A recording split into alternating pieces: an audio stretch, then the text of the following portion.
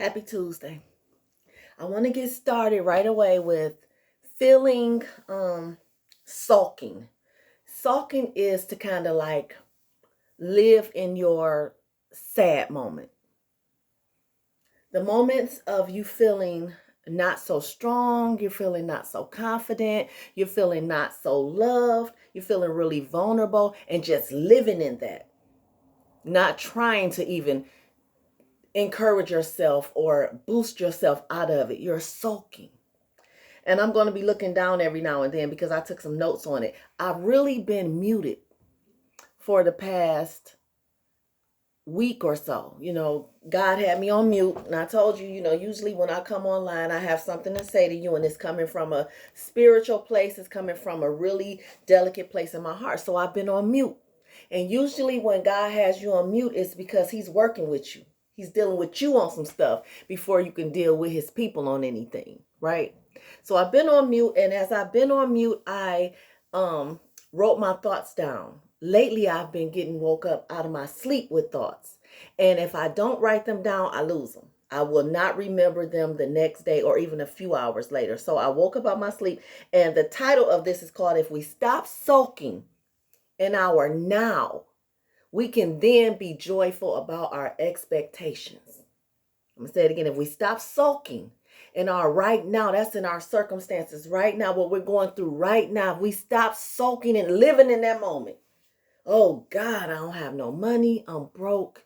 Oh God, my car is messed up. My car is down. Oh God, I'm pregnant again. Oh God, I just lost my baby. Oh God, I just got a divorce. Oh God, he just cheated on me. She just cheated on me. Oh God, my loved one is in the hospital. What am I going to do now? This person died out of my life. What am I going to do now? I'm sick. What am I going to do now? If we stop sulking in that, we can then change our situation, right? So it's one thing that motivates me every day. Out of all the things I go through, it's one thing that keeps me motivated, and that is the ability to be able to change my situation. The fact that I woke up gives me hope. We need something that'll give us hope. We need something that we can look to and say, you know what, if I can just make it to that point, I'll be all right. We need something that gives us hope. And what gives me hope, what keeps me motivated is just knowing that I woke up. I have a chance to change my right now. I get a chance to change it, right? So we're blessed in that. We're blessed in knowing that. And a lot of times we don't recognize that it's a blessing to just be here, to be able to just say, oh, I'm not feeling my best. Oh, this happened to me. That happened to me. It's a blessing in that. Some people don't get that, right? Some people don't get that. Yeah, you may be sick and battling a disease, an illness, an incurable disease, but you're still here. You have a chance to change the way that your heart is. Got a chance to get it right. You have a chance to spend a couple of more priceless moments with the people you love. You have a chance to do some of those things that you have not done in the past. You still have a chance, right? You can look forward to possibilities. It's possible that with every given day that God gives us, it's possible that something good can come out of it. Better than yesterday, right? It's possible. You never know in each day who you'll meet, whose life you'll change, who will change your life. You never know by meeting someone what good can come out of it. I've met people and jobs have come out of it. I've met people, friendships have formed. I've met people, relationships have formed, right? You just never know with your interactions what's capable of happening if you just enjoy the possibilities and stop sulking. Right? I'm reading my notes here. You never know the conversations that you'll have, right? You never know the chances that you'll have to improve yourself, right? Another chance you have is to work on that fear that you have about growing. moving forward in life, the unknown. I still struggle with the fear of the unknown. I have a big fear of not knowing what my future holds, right? And I just feel like that's really something that is like, that's not a good thing, right? That's kind of like, I don't want to say evil, but that's kind of like not trusting in God. You're fearful about the unknown. That ain't none of your business. That's God's business. But I still have not grasped that. I like to have a hold on my life, what's going on in my life, what's happening in my life. And if I don't know what's happening, then it scares me a little bit, right? Just like I just went through a divorce. Just knowing that I'm single out here, how's that going to be for me? Am I going to meet good people? Am I going to make good decisions? Am I going to wild out and be trying to travel a lot? Like it makes me a little fearful, because now I'm on my own and I get to do what I want to do. That's like a it's a pro and a con. So I battle with that too, fear of the unknown. But every chance that God gives you is a chance for you to experience something new. It's a chance to experience something new.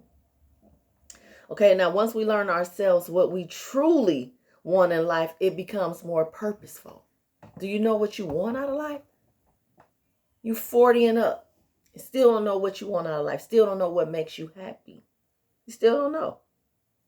You're battling whether or not you want to start a business or close your business. You're battling whether you want to switch careers. You're battling whether you want your kids to live with you or with a family member.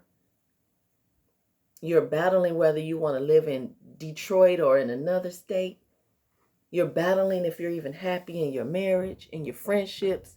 You're battling all of that. You're battling whether you want to go back to school or not. You're battling if you want to be happy or sad. Some people sulk in sadness, like they really sulk in it, and then they want people to feel sorry for them. That's not a way to get people's attention. That's a way of getting people's pity. And when you pity somebody, they're talked about. You don't want to be talked about, right? So it's not a good thing to seek the wrong type of attention. And I'm not always happy and I'm not always strong. That's a big misconception of me. I'm not the happiest person in the world. And every time you see me doing this, a lot of this is because I'm trying to pull myself up. I'm encouraging myself. This is better than this. Because this is hard to come out of. It's hard for me to come out of. That sadness. It hits hard. So you don't want to sulk in that. You want to learn techniques to help you to be a more positive person. Breathe more. Do this. Close your eyes.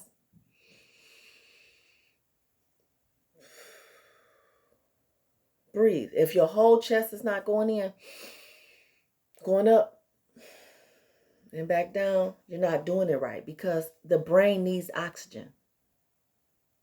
9 times out of 10, we're breathing real fast, taking them fast breaths. Think about it. Think about how fast you breathe. When you don't take in those deep breaths, the brain don't get all the oxygen that it needs, and it doesn't work properly. You're making irrational decisions. You're not thinking clearly. You're moody. You're anxious. You're in a rush. Again, you're sad. And it's because you are not taking care of the body. It's because you're sulking, and sulking takes so much energy from you. Not good energy. It takes all of the energy from you that you need. It's not good energy that you're getting from sulking. It's negative energy, negativity that you don't need in your life. Right? You have to start having positive conversations with yourself. Get you a journal and write things down. Write down how you're feeling. I talk about my feelings. I talk and I talk and I talk.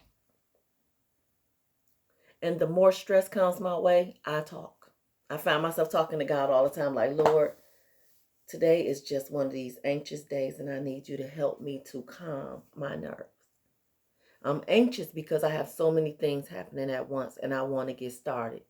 But it seems like I'm off track because it's so much constantly being put on me. And in that talking, I always find peace afterward. You have to talk it through. Whether you're writing it on paper, my son, he started writing on paper his thoughts, I would say at the age of 11. And he labeled it prayers at first. I would say, what are you doing? He say, I'm praying. And I'm like, how you praying and you writing? He like, I'm writing my prayers down. And this is something that he did every day. And believe it or not, he's such a peaceful person. He's calm. When everybody else is panicking, I believe he gets that from my mom, but he's calm. Start thinking about things before you react. I had that bad at one time in my life. It was like, you say, I'm jumping. What? Now it's just like, it's not that serious. I'm going to digest what you just said. I'm going to think about it for a minute. Then I'm going to respond so that I can respond the right way. And it won't take off all my energy from me. Right? Because it's all about taking care of yourself. Take a moment before you respond. And then respond. Listen. One of those things that went wrong in my marriage is, we wasn't listening to really understand one another. We were listening to respond. It would be a lot of times I would be still talking and then my ex-husband would just jump in. It's like, damn, did you hear what I just said? I'm not finished. I'm not finished. Why? Because he was listening to respond. Those defensive, is that a word? Those defensive conversations, they're not purposeful at all. And once we learn ourselves, we'll know what we truly want in life. And knowing that our right now is not our forever. Our right now is not our forever. What we're going through right now is not how it's always going to be.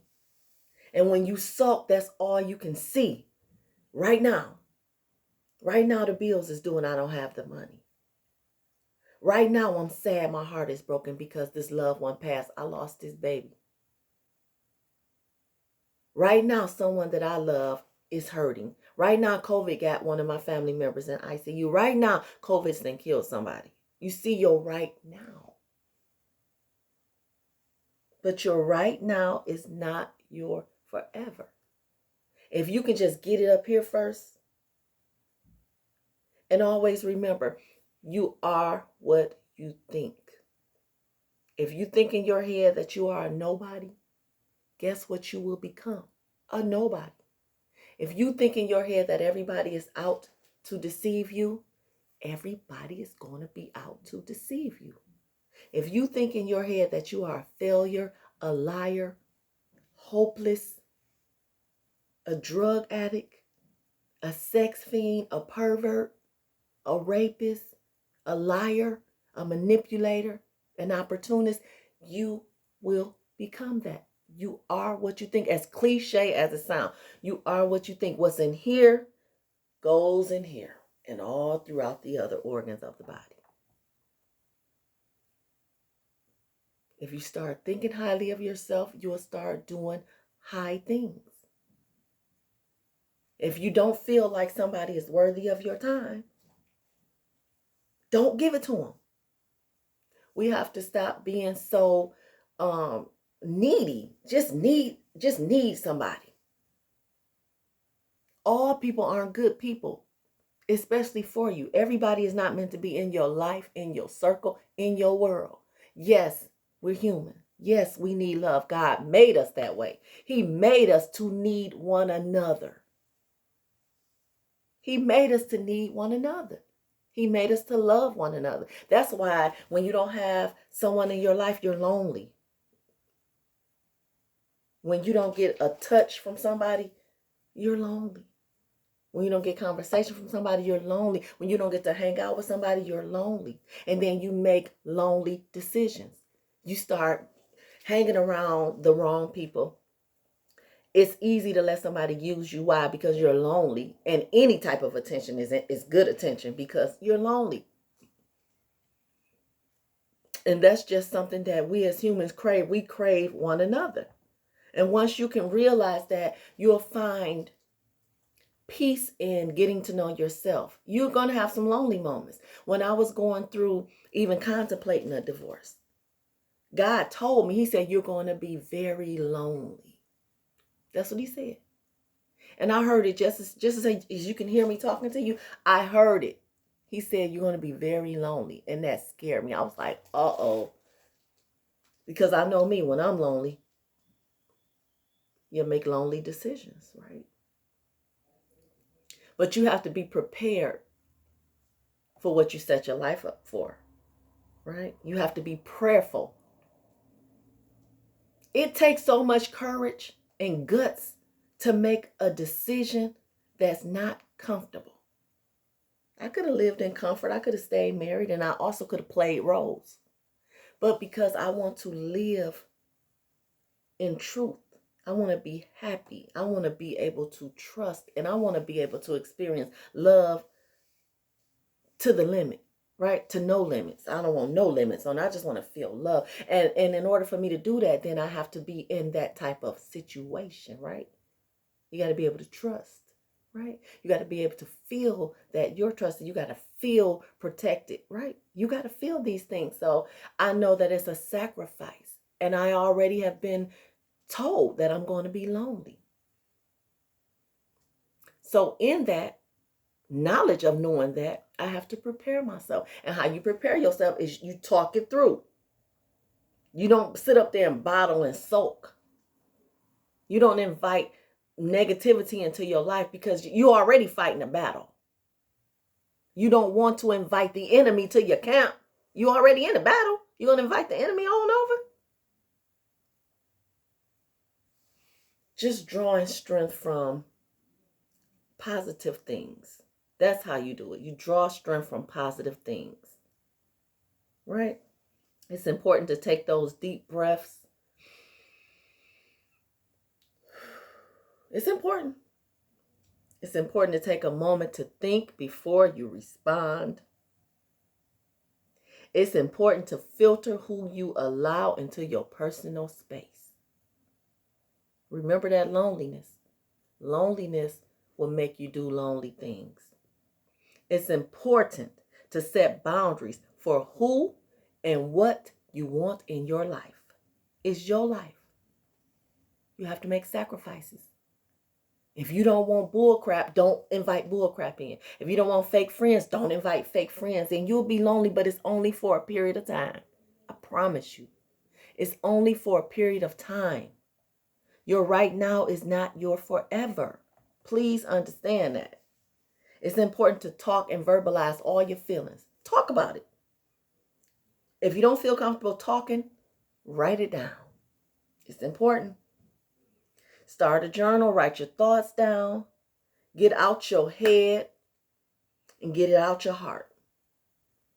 That's the only way you are going to heal and stop sulking in your now.